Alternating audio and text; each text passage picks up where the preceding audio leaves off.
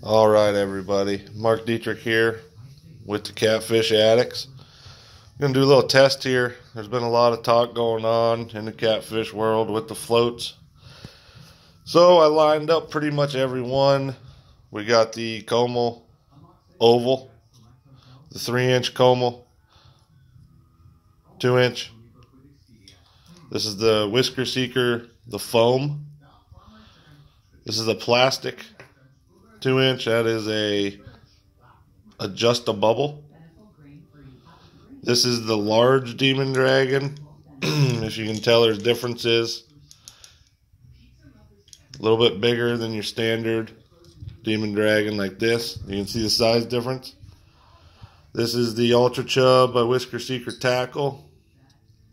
And this is a Zara Spook, Rattling Spook. These are some of the common ones I use right here. And I'm going to give them all a test. Same thing of water. Got 50-pound mono hooked to each and every one of these floats. Going to be testing them all with the same planer board type clip with an 1/8 ounce sinker hooked to it. We're going to see how they all perform. Just going to set them in there, see what they do. So we'll get started left to right. We'll start with this Oval Como.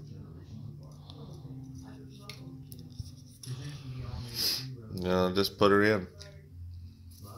Really didn't affect it at all. Probably more than 3/4 of that float still out of the water. So that's good.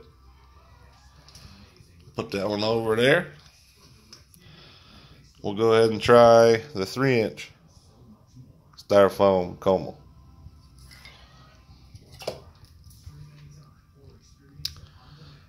Now, less than half of that float's in the water. Did pretty good. I want to point out, I am not in affiliation with any company in this test. I don't choose to be with any manufacturers of any lures, any rods, any line, anything, because I like to use everything. I like to use what works and what I'm comfortable with. So there's no bias to here. This is the smaller of the Como peg float, styrofoam. Okay, it did pretty good. It's sitting there just over half in the water. Did pretty good.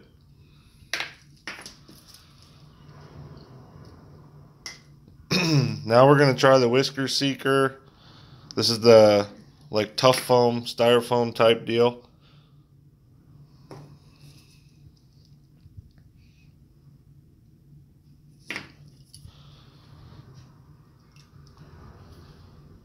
Ooh, that one's down in there pretty good. A little further than the styrofoam. Alright. That one didn't do as good. Alright, let's move on to the plastic float, the adjust-a-bubble.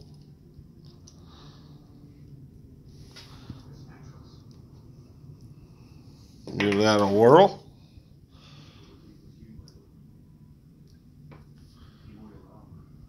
Okay, it is just right at surface, almost under that plastic float right here. That's a small little float to be floating. It's doing okay. For what it is, it did alright. I imagine a bigger size would do pretty good. We're going to move on to the bigger Demon Dragon.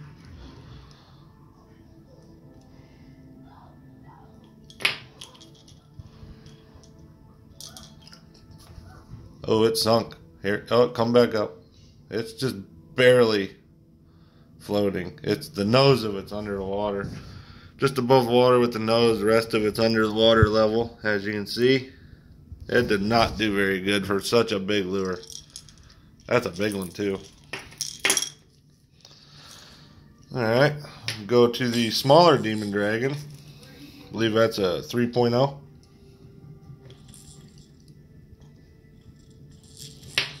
See what that does. Oh no.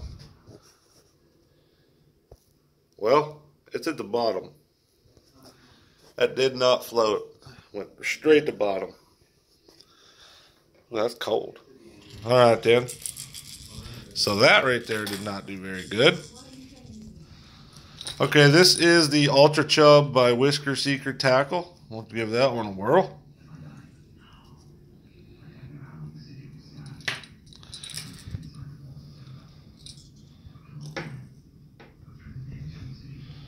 Yep, sunk right down.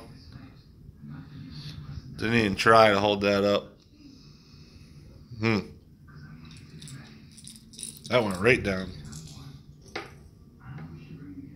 No chance. Alright. Last one is the Rattling Spook by Hedden, the Zara Spook. Basically, a lot of guys get these, just take the hooks off, and there you go. You got a Demon Dragon. This is, I'll note, the bigger size. It is equal in size to the other Demon Dragon. It's a little bit bigger. Some of these Zara Spooks are a couple different sizes. I did not have the small size to use. I'll go ahead and give that one a try. Oh, that one floated good. Yep. Tail's a little bit sagging. Yep. But generally that whole lure is pretty much sticking up close. That did pretty good.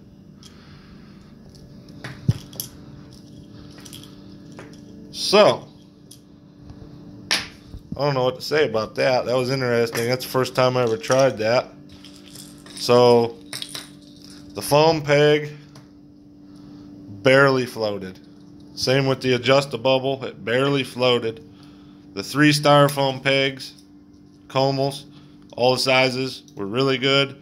The big ones obviously did real good. I was really surprised by the Spook. The Zara Spook did really good with the bigger body. The Bluegill Demon Dragon sunk initially, but come back up a little bit there and seemed to do decent. But unless you're using really, really tiny cut bait, I don't see much use for them there. Might as well just use a peg float and throw a rattle on it. And them seem like your better options instead of, you know, you're talking, you can find these things for 20 cents to 50 cents a piece. And you're talking $5, $5, $6. That's expensive for not doing the job. Alright guys, hope this was helpful. And let me know. You want to know anything else? I was interested to see how all these performed, and now we know a little better. Thanks.